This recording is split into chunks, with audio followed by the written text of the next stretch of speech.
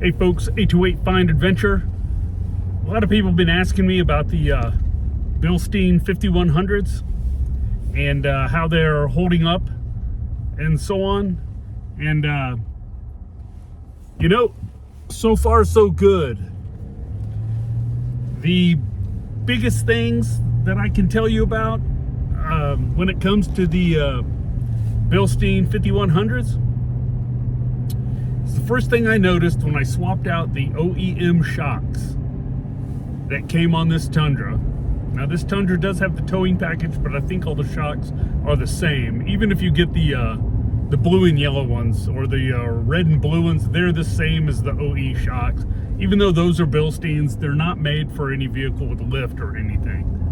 So people were wondering what was the biggest thing that I noticed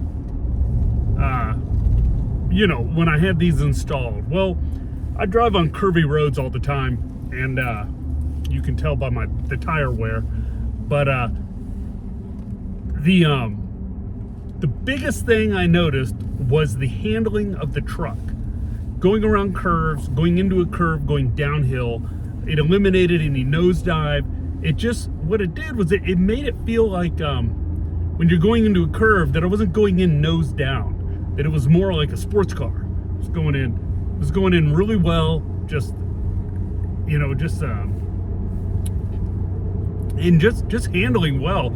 I don't want to say like I'm on rails, but because I have a sedan and I have that Honda Ridgeline, but I tell you, this Tundra handles really well. Now, of course, I'm not telling you to drive faster, but it allows you to. The vehicle handles great. When you come to a hard stop, it will nosedive just a teeny bit, but they pretty much eliminated that harsh nosedive you get with an OE shock. I have taken this on some pretty rocky roads. They weren't necessarily gravel roads, they were big chunks of rock, and handled well. I was able to cruise along at about 15 miles an hour, and that was enough to keep me from going crazy. And let's see here. I'm trying to do some maneuvering.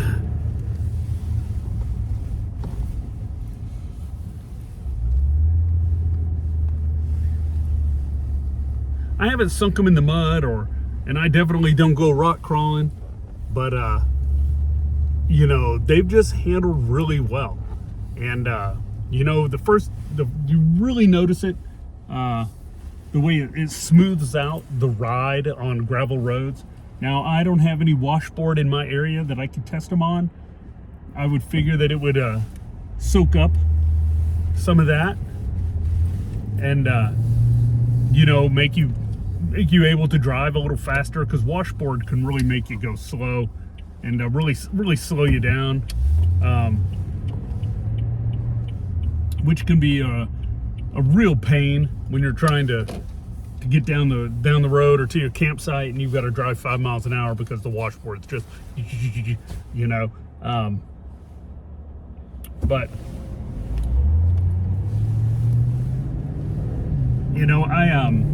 when it comes to the lift on the truck, now I put it on the top perch for the highest lift. That's about 2.25 inches of lift on the front.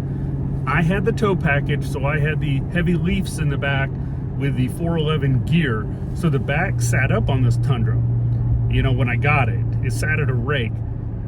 And then I lifted it up 2.5 inches, and that leveled it out.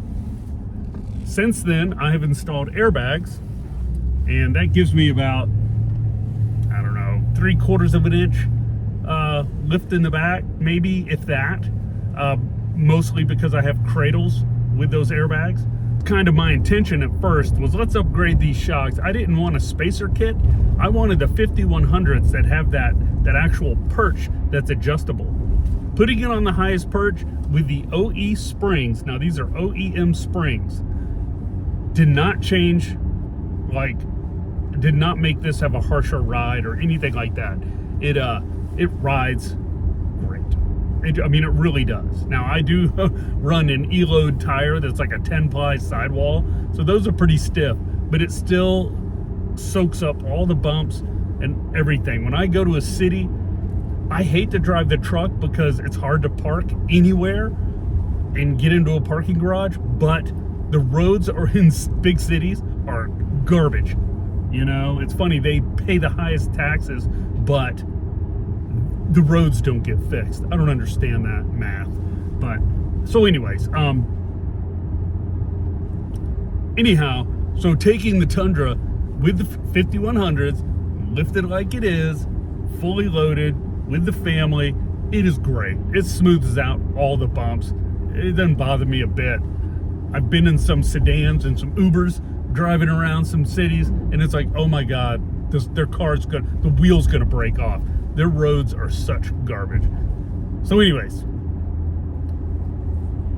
these things, the 5100s, now you could go to a 6100, which will give you pretty much the same across the board as the 5100, except for when you really start getting off-roading.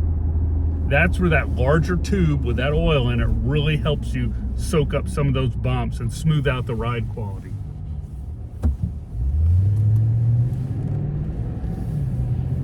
If you live out west, definitely, and I say if you live in Utah or Colorado where you're going to be off-road every weekend or something like that, and you want to drive at a pretty good click, say 35 miles an hour, maybe even more, go ahead and get you some 6100s. Just save your money another 6 months or whatever it takes and get the 6100s. They still have the adjustable perch, and that'll help you out there. Now where I live, 5100s are more than enough. If you live,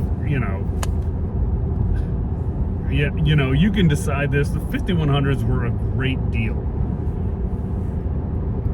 which is why I went with them. Plus, because I don't have the access to really rugged off-road trails where you can cruise at like 35 miles an hour.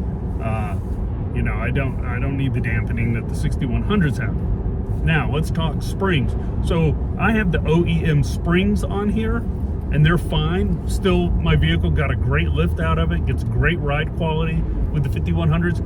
But if you add a front bumper to the Tundra, those, like say a steel bumper, those are going to weigh 100 pounds.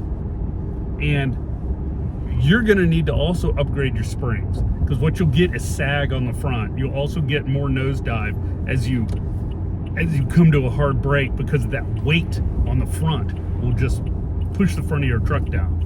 So think about that and do it at the same time. Otherwise, if you're not doing it yourself, you're going to pay some labor charge there.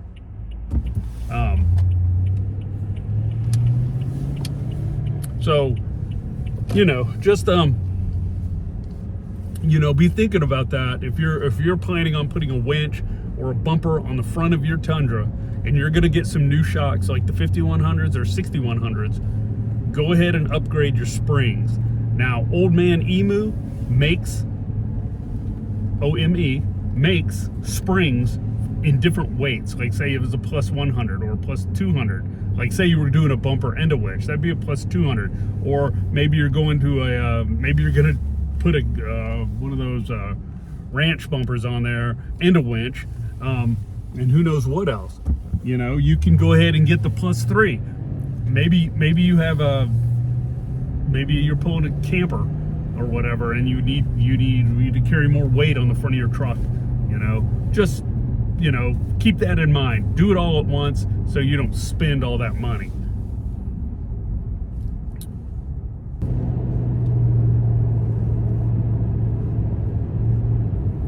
Now let's hit on one more thing. Driving on the highway, it's very smooth. As smooth as anything out there.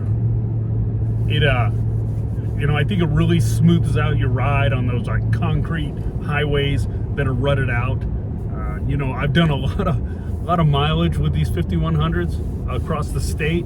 It's like an 8-hour drive. So, it's what I've noticed is that it just, keeps your tires planted, keeps the ride smooth.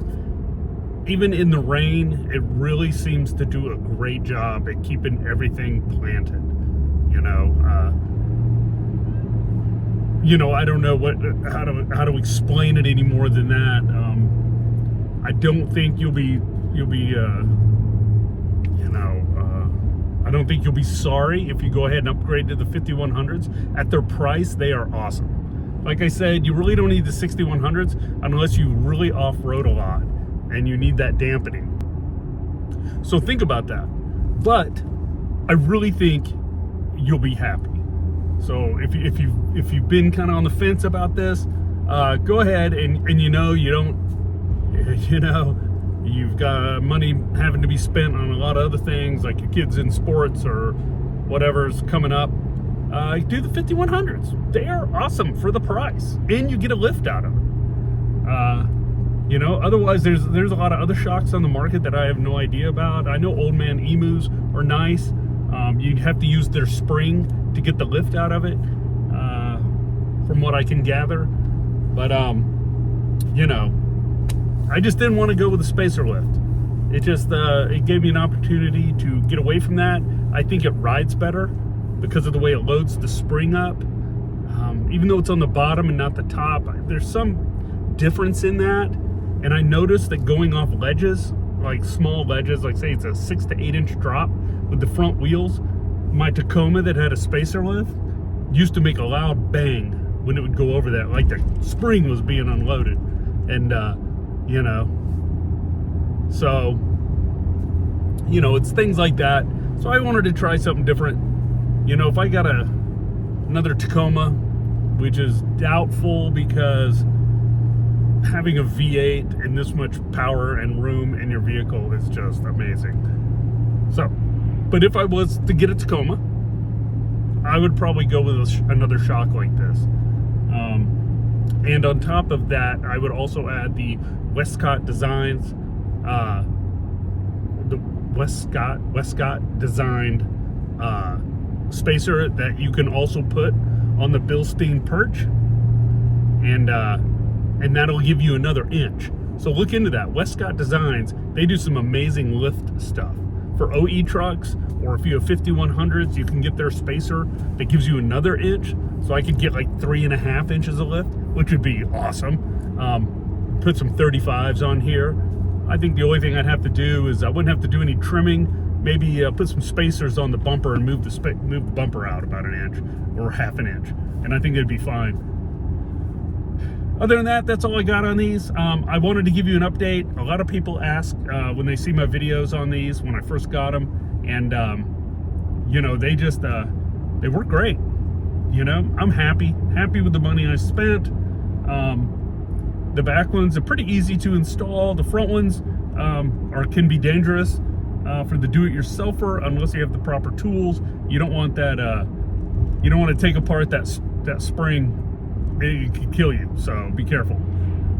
Other than that, I hope you liked the video. If you would, like, share, and subscribe, and check out my merch. It supports the channel, and I've got a skid plate to install on this. When it gets a little warmer and the weather's better, I will do that, and look forward to that. Stay tuned, and I will see you next time. See ya.